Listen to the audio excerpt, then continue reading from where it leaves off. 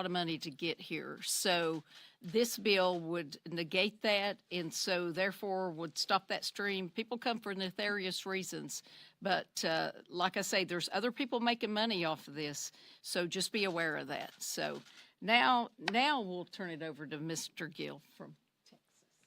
Thank you. And thank you, Chairman Babin, for bringing this up. You know, over the past 4 years, Joe Biden and the Democrats have unleashed chaos on our country, importing over 10 million illegal aliens, including people from all over the globe associated with terrorist organizations, absolutely ripping our cultural and social fabric in two. We've essentially ceded sovereign American territory. We're importing the third world, and in the process, we're becoming the third world. That's why we can see apartment complexes in Aurora, Colorado being taken over by criminal migrant gangs. We can see a lady just a couple weeks ago, American citizen, who was lit on fire by an illegal alien on a subway in New York. Our country is being taken away from us right now. In this past election cycle, Americans rejected the chaos that the left has unleashed on our nation. You have to ask yourself, why are the Democrats doing this? Why have they been doing this for so long? It's so obviously unpopular to import millions and millions and millions of people into the country.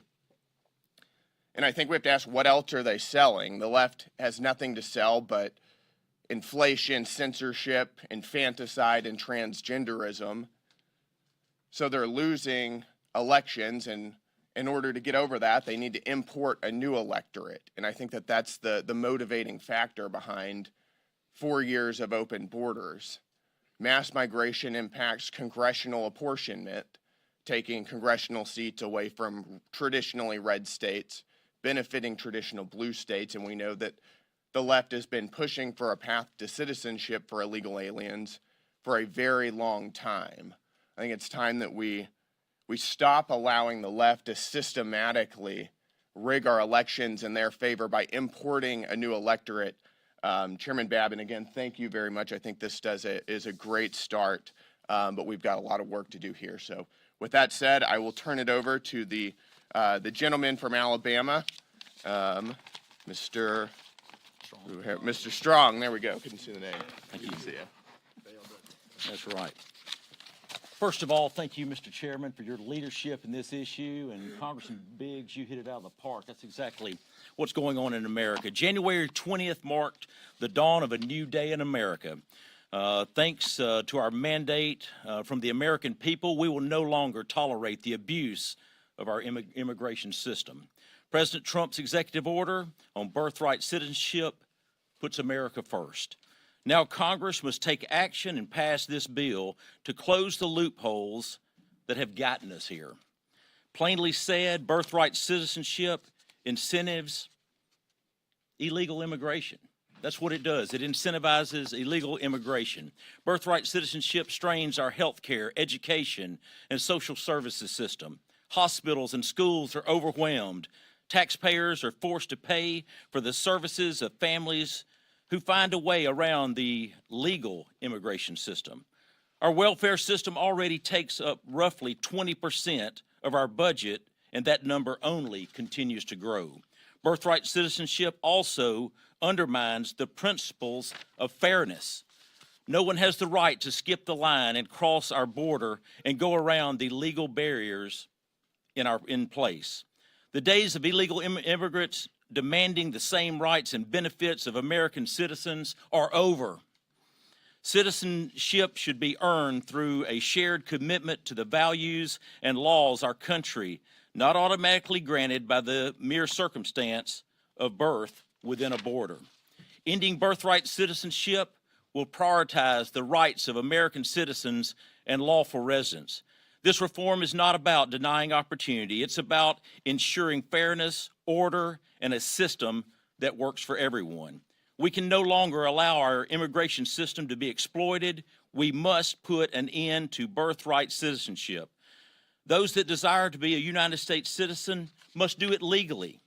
You must assimilate pledge your allegiance to America, follow our laws, and speak our language. Our time is now. And next, I'll recognize John Rose from Tennessee. John? So much of what I have to say has already been said, but I will say this. We should not confuse the legislation that we're talking about today and this issue with being anti-immigrant. This nation every year welcomes more legal immigrants than any country on the face of the earth.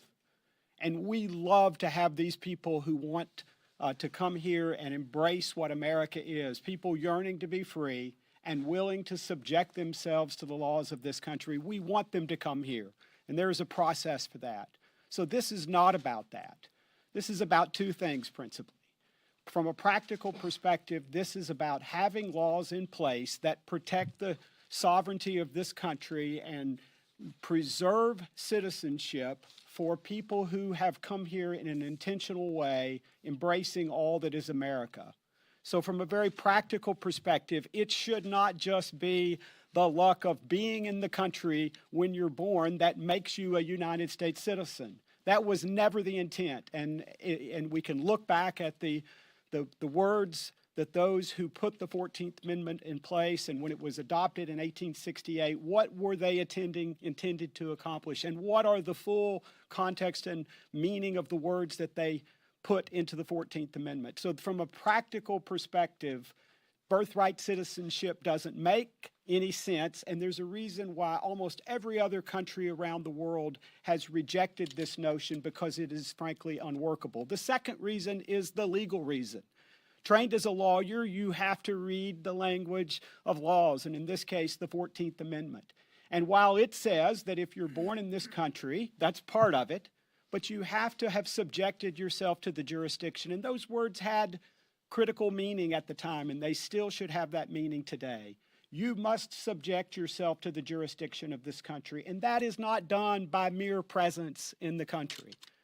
These two reasons make it clear that birthright citizenship is a mistaken notion from a misunderstanding about the words that are reflected in the 14th Amendment. We need to solve this problem because in so doing, we can ensure that citizenship has the full meaning that was intended by the framers of the Constitution and even by those who adopted the 14th Amendment. This is good law, it's correct law, and it will make American citizenship be the great blessing that it should be, not only for those who obtain it legally, but for those of us who are already here and citizens and want to welcome people from around the world to make this a better nation. Thank you for having me, letting me be part of this, and it's my great honor to introduce Tom Tiffany from Wisconsin's 7th District. Tom?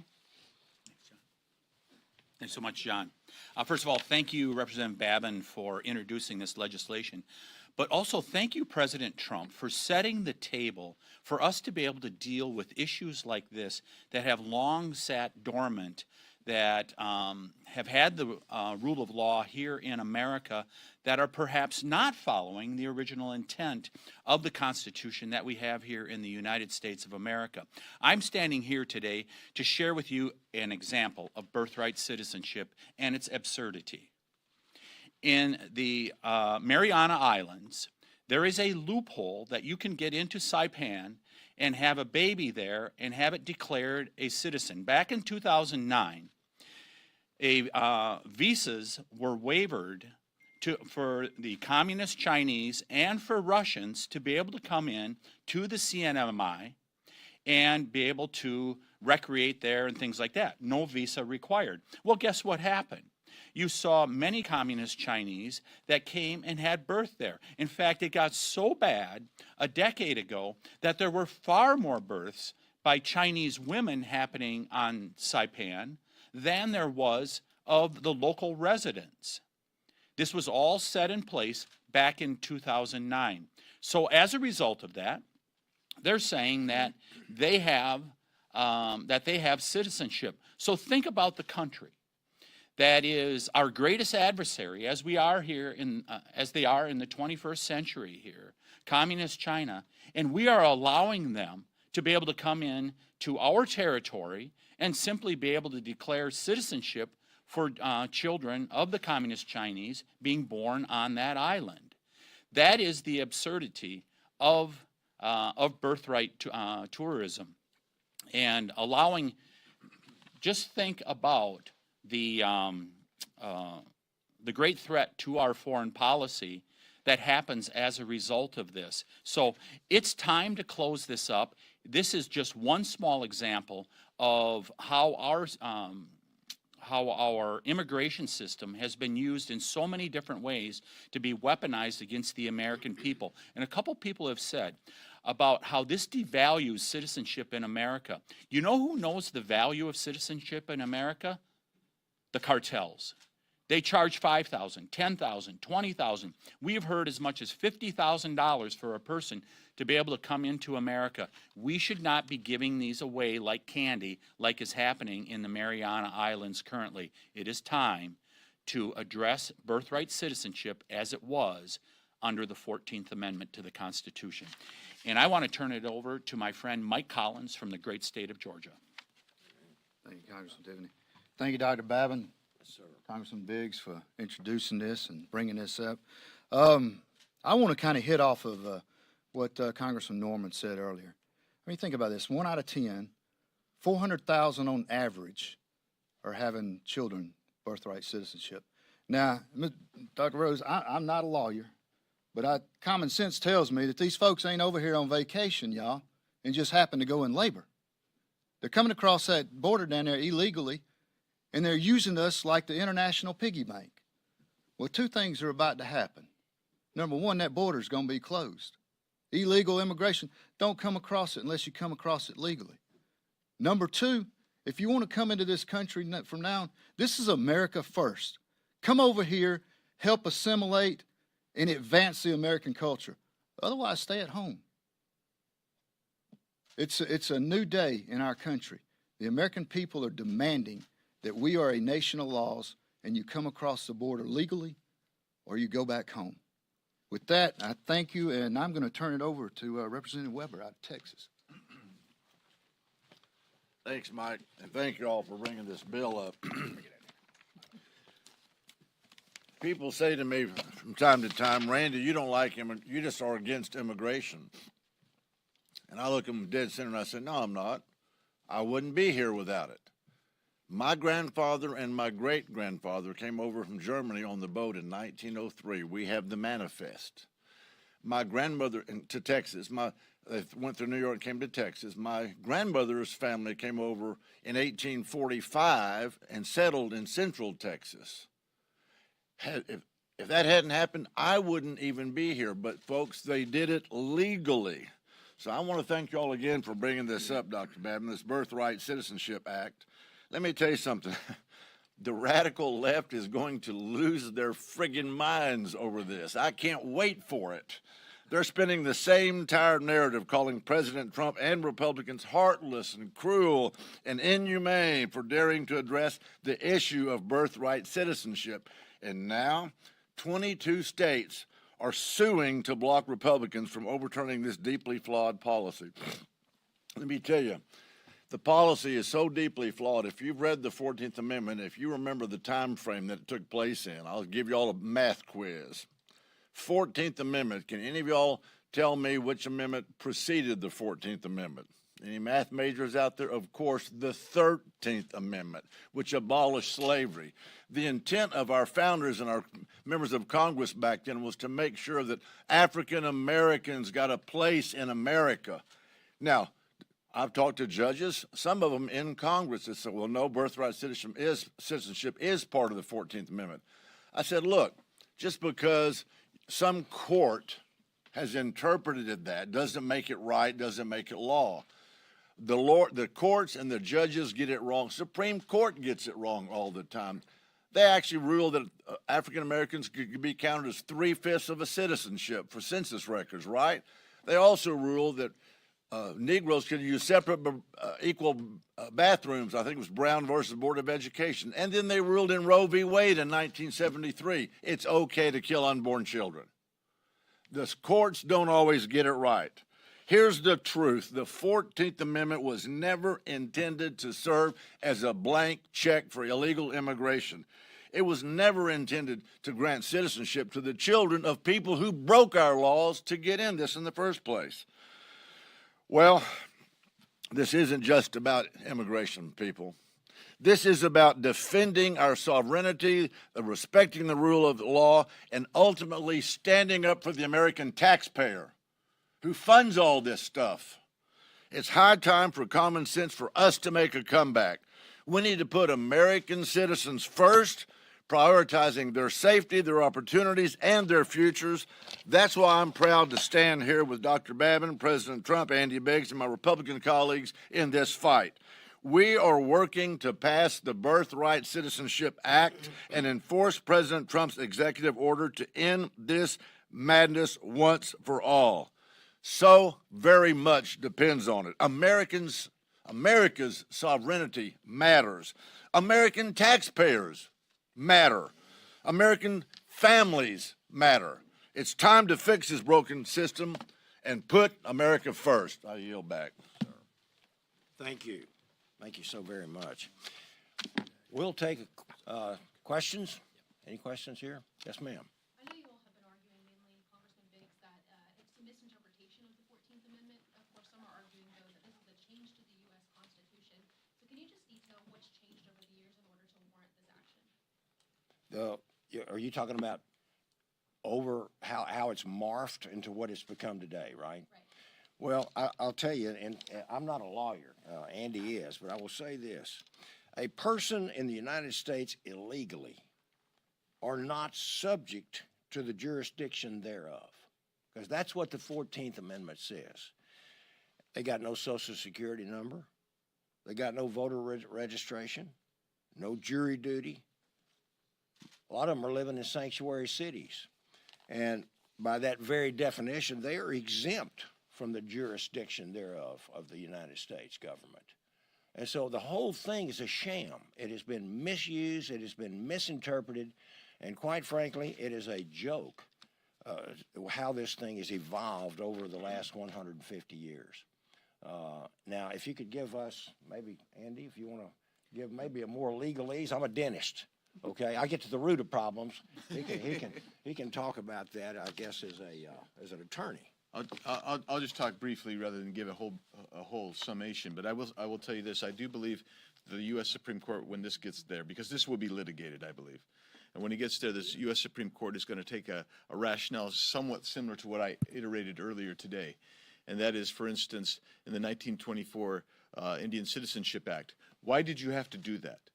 It's because the lawmakers of the time believed that you didn't have sovereignty. That was a sovereign, independent, sovereign nation that the Indian nations were. So there was no loyalty, which meant there was no jurisdiction thereof. So the term subject to the jurisdiction thereof actually had a meaning more than just saying that you're subject to be prosecuted or get voting rights, etc. It meant that you had developed a loyalty to the country, and so. That was very, very different, and so when we talk about misinterpretation, the case that I was citing in the late 1800s of the Wong Kim Ark case, don't forget what they really said is you got to be permanent, you got to be legal, in order to get birthright citizenship. The Roosevelt administration under FDR, they're the ones that actually kind of bastardized that and kind of expanded that. And so that's why I believe ultimately, and I'm predicting and forecasting, that when this gets to the U.S. Supreme Court, the U.S. Supreme Court's going to rule that this particular piece of legislation is constitutional. Just a quick follow-up. Will you guys work to try to get this as part of the reconciliation bill, the Board of Policy in that bill? Or is that I would love for it to be there. But there's some technical rules with regard to oh, go ahead. I'll let John go. Go ahead, John. Yeah, John. Well, I think Representative Biggs has made the point. This is not a change of the Constitution. We're not talking about changing constitutional law, and I think he's made that point. So this is common sense on the first hand, but if you think about it from the legal interpretation of the language of the 14th Amendment, and again, I think he's made this point, it's not just about being born in the United States. It's about being subject to the jurisdiction. Lawyers study jurisdiction. It's a multifaceted question. Jurisdiction includes subject matter jurisdiction. It includes physical jurisdiction, to be sure, but it doesn't just include physical jurisdiction. In other words, you don't just have to have control of the person, and some people might look at this simplistically. And then there is legal jurisdiction. And so when the framers of the 14th Amendment were doing this, I think by putting that language in there, they understood that jurisdiction in the subject to the jurisdiction in the broadest sense. And so we're not asking for the Constitution to be changed. We're just asking for it to be applied and interpreted as it was intended and as it was written. And as far as reconciliation goes, and I think several of these ladies and gentlemen up here have already addressed the fact that how much money, how much tax money could be saved if we did away with this. So I think it could be easily placed in reconciliation, although I'm not. Anybody else want to say, have anything to say about that, about reconciliation? Oh, go ahead. Yeah. No. I think in time, I doubt it will be in this package this year. We've got enough issues to debate and enough cuts that we're going to have to make. Because I think, this has got a dollar value. Assigning a dollar value would be tough. The other thing, we don't know how many people are in here now. I mean, when you come in illegally, I've heard 15 million. I've heard President Trump say 21 million. So we don't have an idea of the number. So assigning a dollar figure to the cost, which you have to do in reconciliation, would be tough to do. So we're going to have enough struggles just to have the cuts to make this country solvent. Mr. Weber? Yeah, I was looking through, I downloaded the 14th Amendment. There's been a lot of Supreme Court cases. Civil Rights Act of 1964 was upheld. This approach in the heart of Atlanta Motel versus United States. Justice Joseph Bradley made a really interesting comment about it. He said, quote, individual invasion of individual rights is not the subject matter of the 14th Amendment. It has a deeper and broader scope. It nullifies and makes void all state legislation and state action of every kind which impairs the privileges and immunities of citizens of the United States or which injures them in life, liberty, or property without due process of law or which denies them equal protection of the laws. He goes on. The radical Republicans who advanced the 13th Amendment, which was abolishing slavery, hoped to ensure broad civil and human rights for the newly freed people.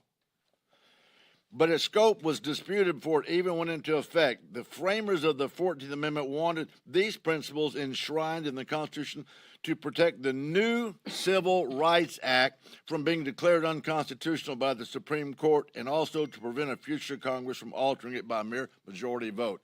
Who was the focus? The newly freed people. Not everybody trying to get here by hook, crook, or cranny. Thank you, and I think this will wrap it up. I appreciate all of you folks coming today, and we'll see how this works out. Thank you, Brian. Yeah, you betcha. All right. Take care, man. I'm sorry? Sorry, Brittany Gibson from Good to see you, Counselor. I just wanted to ask if you had been in conversations with the White House Legislative Affairs team at all on this legislation and how this could connect to the executive order we saw President Trump on Monday. Well, our staff has talked to some of those folks. I haven't talked to President Trump about this, but I can tell you, we appreciate and wanted the challenges to this bill. We wanted the ACLU and these 22 states. Why? So that we can get it into the Supreme Court of the United States. This thing could take a couple of 3 years before it winds up in the highest court. And let's see what they say. Let's see how they rule on this. I have read the 14th Amendment. I've read some of the debate of the gentleman from Michigan, I'm trying to remember his name now, the senator who was speaking on this during the debates of those time in 1868. In no way, shape, or form were they trying to open our border up to everybody on the face of the planet to come over here and have babies have them become U.S. citizens. None of our European allies on the continent of Europe have this opportunity. Okay? Thank you. Thank you. Okay.